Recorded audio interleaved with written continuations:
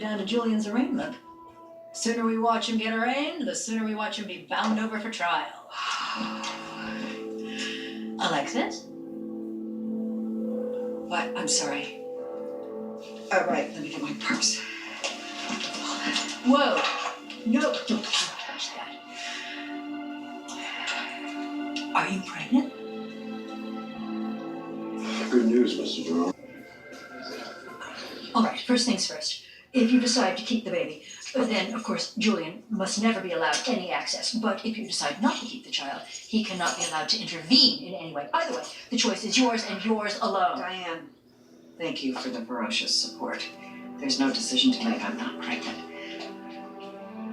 Oh, thank God. Yes, the Almighty has spoken. I mean, it's not that. It's that now we have about 1 million fewer things to worry about than we did 2 seconds ago. That's one way of looking at it. How are you?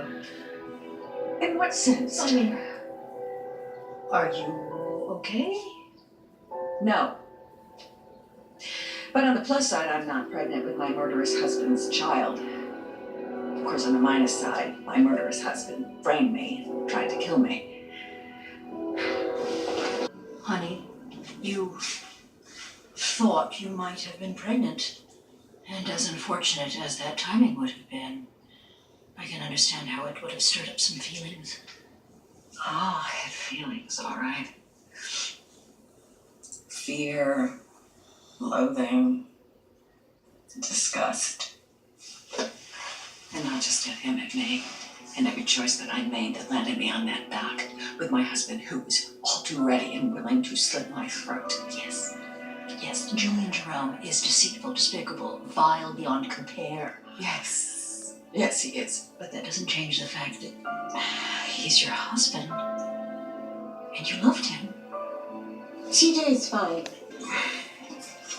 Well, one thing is abundantly clear. My husband never existed.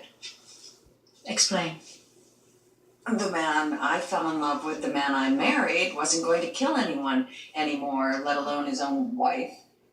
Yeah, but what you felt for him Was real.